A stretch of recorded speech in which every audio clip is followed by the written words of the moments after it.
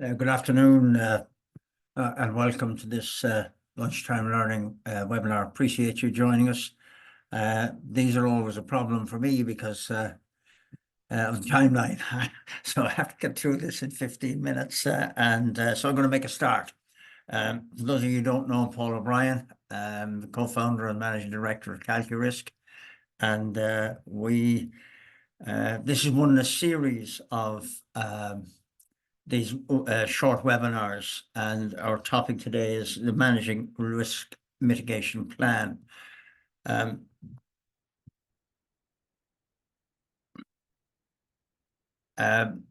Quick about us. We shared a slide, so most of you know us, I think, already. Anyone who's new to it, you're welcome. This is the series, just to give you an idea where we're at in it. So we're looking at the second webinar in the series today, and I hope you find it useful. So just to recap and put us in sort of the position we're in, if you like, the next step, we've gone through the risk identification, we've gone through the analysis, and to some extent the gaps have been identified. And what we're looking to do is create a mitigation plan. We're going to talk about additional risk mitigation options. We're going to talk about the treatment decision, and basically assigning responsibilities and assigning the tasks and getting the stuff done. So I suppose the issue is the gap identification, and to some extent the gap identification is informed by mandatory requirements, make sure they're covered. Sometimes some organizations are involved in best practice standards, for example, ISO 27001 for the IT people, something like that.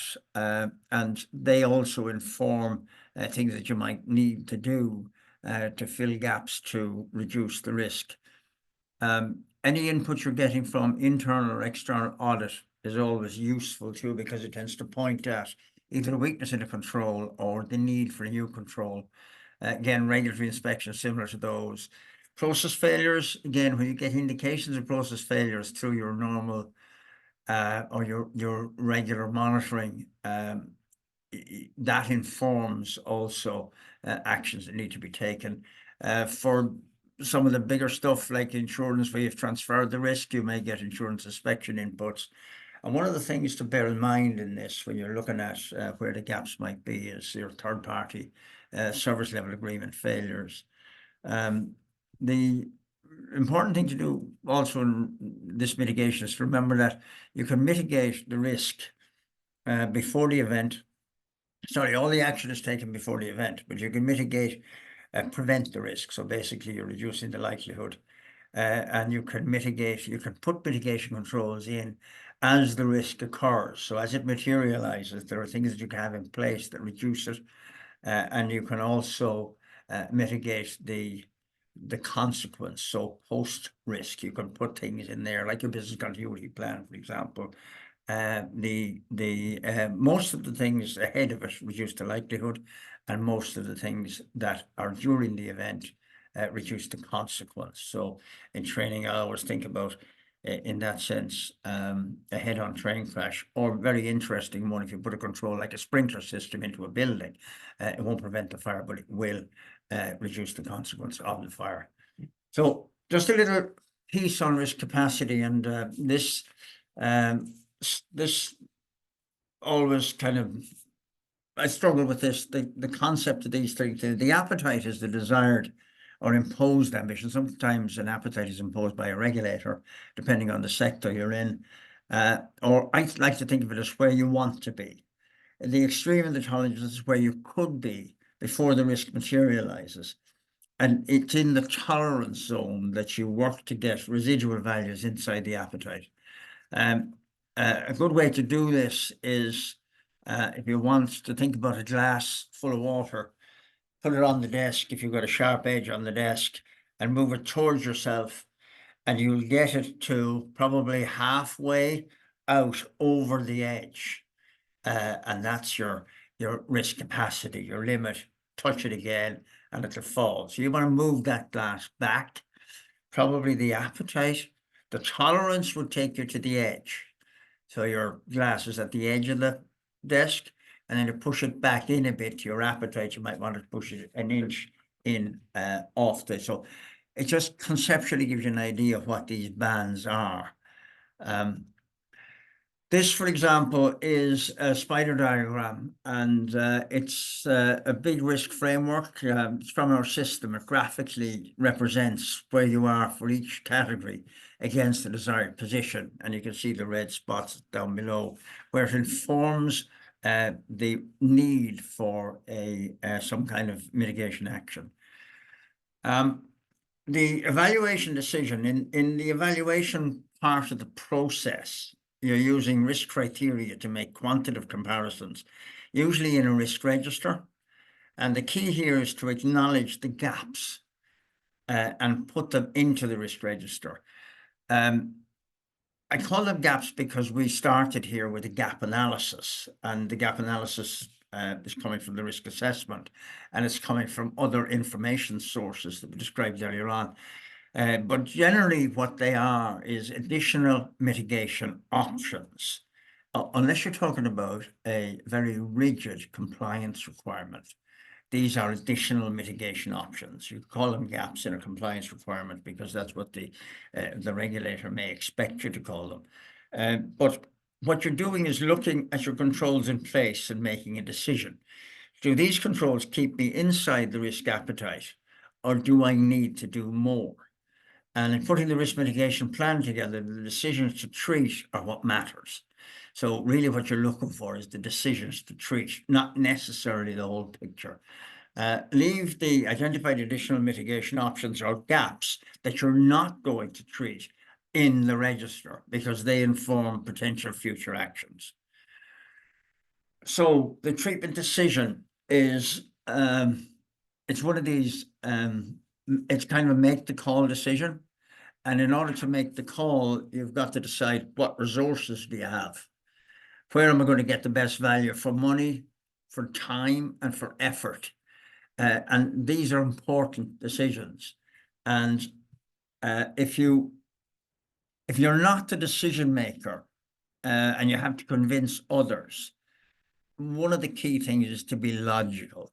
Sometimes when we're in the risk and compliance space, we tend to suggest the sky is falling and run around, we exaggerate, we can overemphasize things. And what you do is you alienate people, you alienate colleagues because you're perhaps trying to grab resource. So logical, methodical, well thought out argument is very important if you're looking to get resources. For the most part, resources are hard to get. Certainly, if you're looking for money, or in nowadays talent, if you're looking for somebody to do this. So always your argument should be informed by the risk criteria. The risk criteria are in effect a description of what the consequence of the materialization of a risk that's identified, the magnitude of consequence on the organization. And though it may never happen, nonetheless, the logic of the fact that it might and its impact on the business is part of your argument, if you like. The other thing, I suppose, when you're looking at this is be prepared to answer what are the alternative questions to any request for resource to put a mitigation task in place as part of your mitigation plan. The plan itself, you know where the gaps are. You have made decisions to treat at least some of them. And what you're now looking to do is make that action, that set of decisions. And the keys here are a question. And I've sort of phrased it, he said, don't take on mission impossible. I spend a lot of time in the Six Sigma world, and it always find people who exaggerated the capability, the response, and the return. And usually what I would do is say to them, tell me the bank account that it's been lodged in, the benefits have been lodged in, show me where the real benefit is. And that tended to dampen down the exaggerated notion of potential benefit from the action. So that's why I say be logical.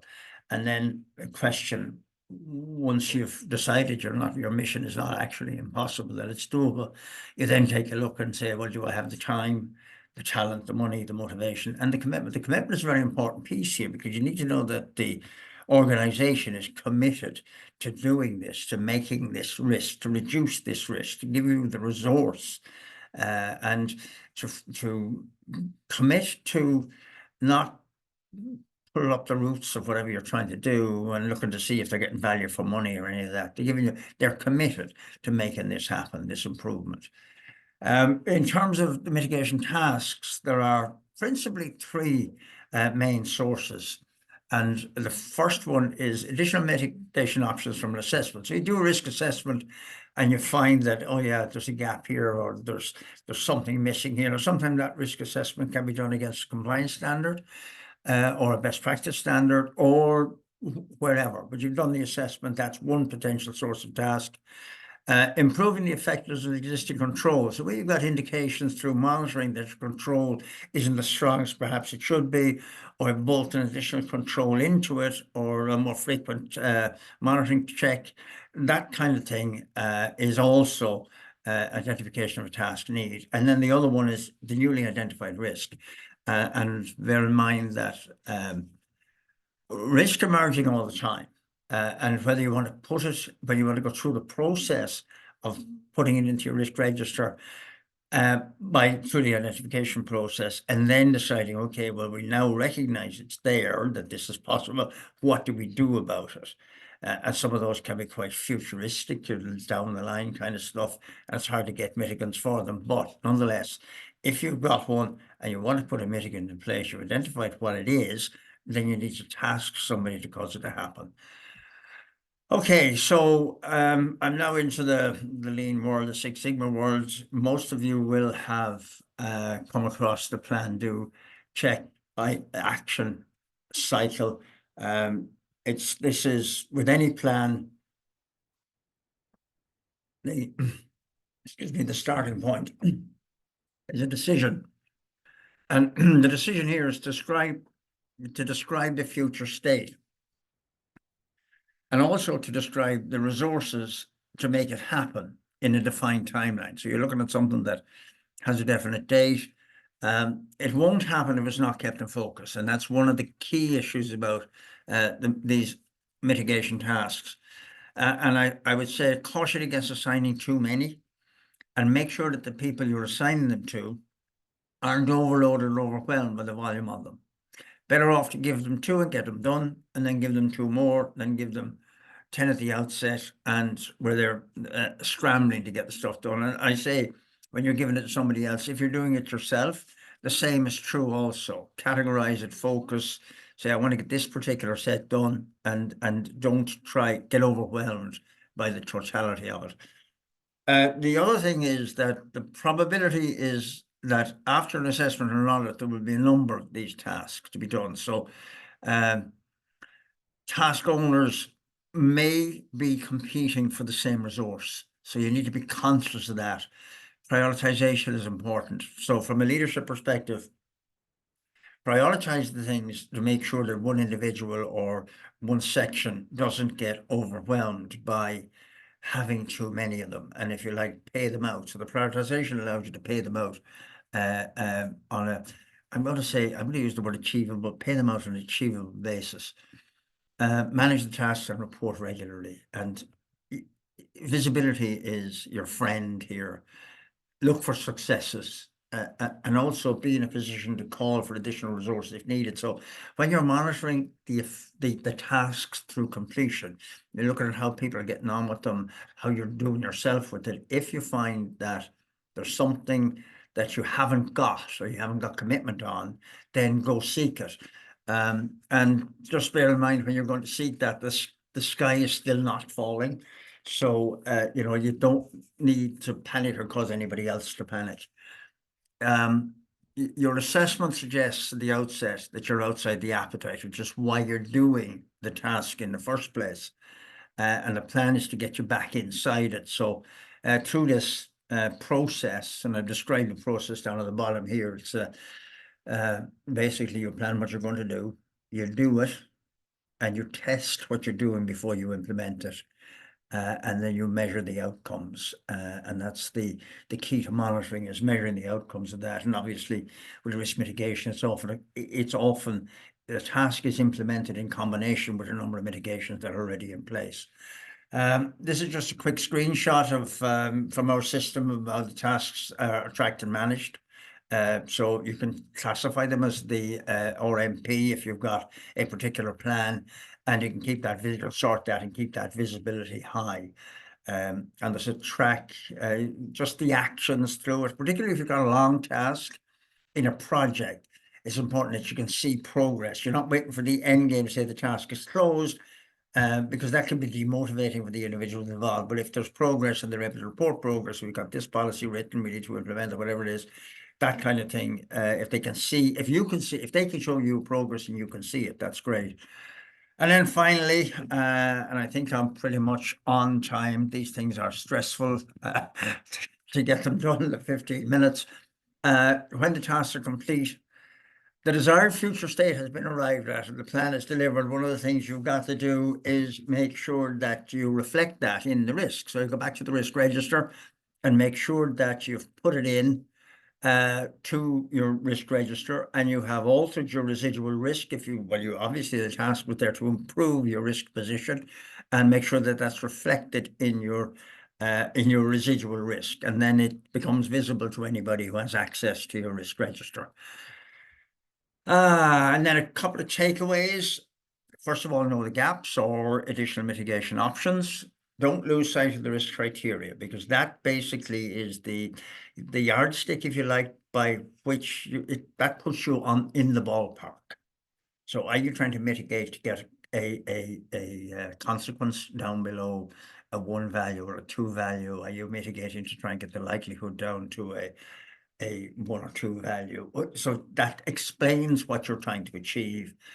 Know your mitigation capacity. That's the resource issue. Make realistic plans. Don't try to shoot the moon on the first week. And then set and assign trackable tasks.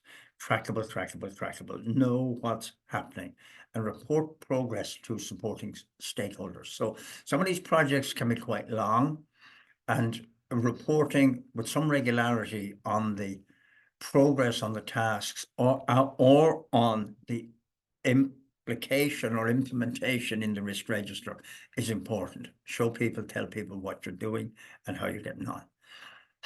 Now, I'm done. Are there any questions? Yeah, there's one question, Paul, so Yeah. far. So do risk officers use the task module on calQrisk as their risk mitigation plans? Oh, they can, absolutely. Yeah. Any users. Sometimes I speak and talk about our system, and I know we have people who are not users. Any user will be able to use the task module. So literally give customer support a shout and they will talk you through it. Great. And there are no other questions at the moment. If you want to give it a minute, or people can contact you with their questions if Yeah, absolutely. You know where we are, and any of us give us a shout, or if you want to know more about the system, more than welcome. Give us a call anytime. And I'm delighted that I finished on time, more or less. Enjoy the rest of your lunchtime, and thank you very much for coming on. And now there is, as usual, a recording, and I'm sure we will send out by email the slide deck, and I hope the whole thing has been useful for you.